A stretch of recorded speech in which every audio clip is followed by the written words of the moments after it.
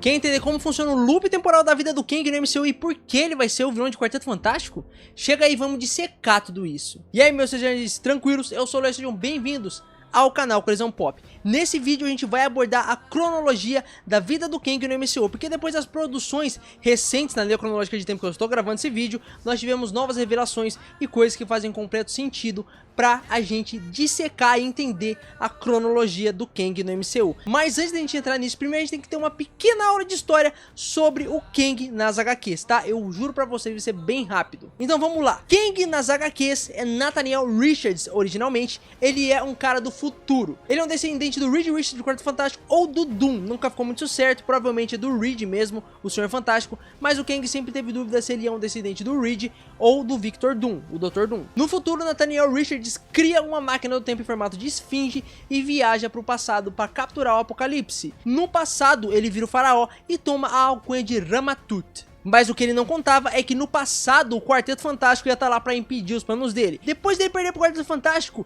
ele salta no tempo de novo pro futuro e ele se encontra no futuro com o Dr. Doom. E com a ajuda dele, ele faz uma armadura super tecnológica, misturando as tecnologias do Doom com a dele, e assim nasce o Centurião Escarlate. Já dá pra ver que esse cara tem várias alcunhas diferentes, então presta atenção para não se perder. Após o Ramatut assumir a alcunha de Centurião Escarlate, ele volta pro passado e enfrenta os Vingadores. Mas ele perde essa batalha e fica perdido no tempo no futuro. Então nesse futuro onde ele tá perdido, ele se torna o Kang, o Conquistador. E o próximo passo na linha cronológica de evolução do Kang nas HQs é se tornar o Immortus, que não é bem um vilão mais, ele é mais como se fosse o protetor da linha do tempo, tá ligado? Ele é um cara que conseguiu atingir a imortalidade, conseguiu dominar todo tipo de viagem do tempo sem criar nenhum paradoxo. E na linha cronológica do Kang nas comics, ele é o mais avançado no futuro. Mas após ele, tem aquele que permanece, mas ele é do MCU e a gente já vai chegar nele, tá? E vocês vão entender tudo. Mas Leonardo, tem o Iron Lad, onde ele se encaixa em tudo isso. Eu não vou entrar no Iron Lad, tá? Ele é uma espécie de retcon e eu não vou nem comentar ele, porque é muito complicado. Ele entra entre o Kang e o Ramatut, mas como eu disse, ele é um retcon, então não vamos abordar ele. Mas ele existe, eu queria que ele fosse adaptado pro MCU.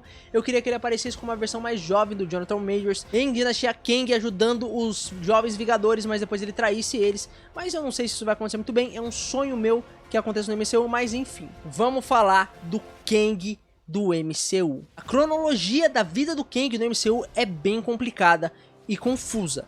Então vamos tentar organizar ela para vocês entenderem, para fazer total sentido do que já apareceu nas telas e do que vai aparecer ainda. Provavelmente Kang no MCU era o Nathaniel Richards originalmente. Ele criou a viagem no tempo, a viagem interdimensional, e começou a conversar com suas variantes como aquele que permanece conta. O Victor Timeless, ele já era, tá pessoal? Ele é uma variante do Kang que podia ter criado uma máquina do tempo e depois uma máquina dimensional, usando o próprio tempo para energizar as invenções dele, como ele explica. É assim que a tecnologia do Kang funciona no MCU, mas ele já era, tá? Ele não existe, como eu já disse. Então provavelmente Nathaniel Richards é aquele que sempre vai virar uma variante do Kang. A progressão depois do Nathaniel Richards, depois que ele encontra as variantes dele, começa a conversar, começa a dividir tecnologia e começa então o conflito entre eles, é o Kang, que é diferente das HQs, que ele vem depois do Ramatut e do Centurião Escarlate. Aqui no MCU, o Kang provavelmente vem depois do Nathaniel Richards, já que a gente pode ver na cena pós-crédito de Homem-Formiga que os três líderes do conselho do Kang,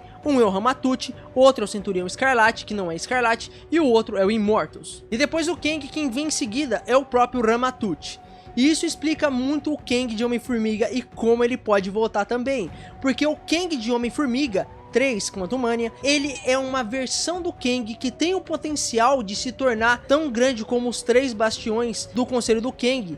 A progressão sendo o Ramatut, porque o que acontece com ele no final de Homem-Formiga já dá ligação com isso. Porque no final de Homem-Formiga, o Kang, ele tem o corpo dele destroçado por aquela máquina do tempo e depois ele é absorvido. E se você vê como o Ramatut é em Homem-Formiga, na cena pós-crédito, ele não tem daqui pra baixo, tá ligado? Do peito pra baixo ele não tem, e ele também não tem os dois braços. Então isso já faria ligação com esse Kang tendo o potencial de se tornar o Ramatut. Isso dele ser mutilado, ser uma progressão contínua dele, fixa na linha do tempo, um ponto fixo, que isso sempre vai acontecer. Como é explicado em What If, tem coisas que sempre vão acontecer. É no episódio do Doutor Estranho que acontece isso. Então Nathaniel Richards vira o Kang, acontece alguma coisa com ele. No caso do Homem-Formiga, foi aquela bolinha que absorveu ele, ele perde parte do corpo dele. A próxima progressão é ele virando o Ramatut, se aperfeiçoando aperfeiçoando com tecnologia e voltando pro passado. E por isso que Kang de Homem-Formiga é tão perigoso. Ele tem o potencial de se tornar um Ramatut, um Centurião Escarlate, um Immortus, mas ele não concorda com essas variantes líderes do Conselho do Kang. Por isso que eles temiam tanto ele. Depois de se tornar o Ramatut, é aí que entra o Quarteto Fantástico, porque o próximo filme do Quarteto Fantástico tem que ter um vilão.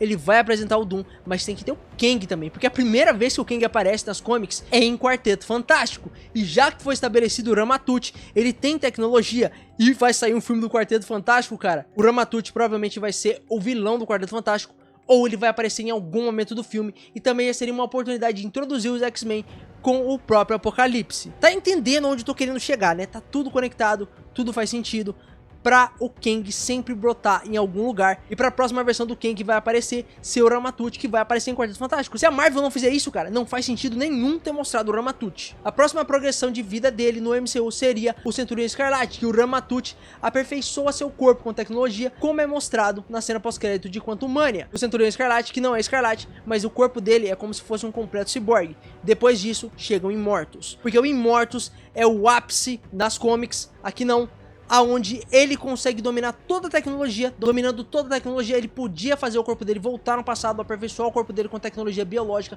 O que ele quisesse, o céu seria o limite. Immortus, porque o cara de um ciborgue passou por um ser imortal, tá ligado? Ele evoluiu progressivamente com a tecnologia até chegar na imortalidade, aperfeiçoar a tecnologia dele e se tornar um ser, entre aspas, biológico, entre aspas, ciborgue, com imortalidade e que sabe tudo e domina tudo na linha do tempo. O líder do Conselho dos Kangs. Pode ver que a própria pele dele é azul, o que já representaria a mescla entre a tecnologia do Kang, que ele tem aquela capa azul de holograma, com a própria biologia. Mas no MCU, eles introduziram um ser que é ainda mais poderoso que o Immortus, que é o Aquele que Permanece, o He Who Remains, que mostra na série do Loki. E pra entender o Aquele que Permanece, a gente tem que entender que o multiverso da Marvel é um loop eterno. Quando o Loki se estabelece como centro do multiverso, e na verdade esse Loki aí não é o contador de histórias da HQ, ele é o Atlas, que aparece em apenas uma HQ da Marvel, tá? Ele faz esse papel do Atlas, segurando todo o multiverso. Pra existir várias variantes do Kang, tem que existir um multiverso desde o início, como Aquele que Permanece contou. Então, quando alguém, no caso o Loki, ele estabelece o multiverso se firmando como o centro daquilo, aquele que vai manter tudo, começa a nascer várias variantes do Kang. Como Aquele que Permanece explicou na série do Loki, depois que as variantes do Nathaniel Richards desenvolvem tecnologia para viajar no tempo e no espaço, eles começam a conversar um com o outro, até que começa a guerra. Progressivamente, uma dessas variantes do Kang, do Nathaniel Richards, ele vai chegar a um ponto onde a guerra tá acabando com tudo, vai acabar com todo o multiverso, e ele tem que tomar uma decisão, que é acabar com a guerra, e para isso ele precisa do Alioth. E como ele vai conseguir o Alioth tá no fim do tempo, e a Ravonna também tá lá. A Ravonna é essa que se torna a maior general do exército do Kang. Tá entendendo como tudo isso é um loop gigantesco da ciclicidade do multiverso da Marvel, pelo menos do MCU? Depois que essa versão do Kang, que já passou por todas essas transformações, já passou por Nathaniel Richards, Kang, Ramatut, Centurion, Immortus, e agora virou Aquele que Permanece, vence a guerra com a Alioth com a ajuda da Ravonna, ele se estabelece novamente no trono, onde estava o Loki do multiverso, já que agora não tem mais multiverso, ele destruiu tudo isso de novo para reestabelecer a linha do tempo, então ele senta no trono novamente como Aquele que Permanece. Reencarnação, bebê.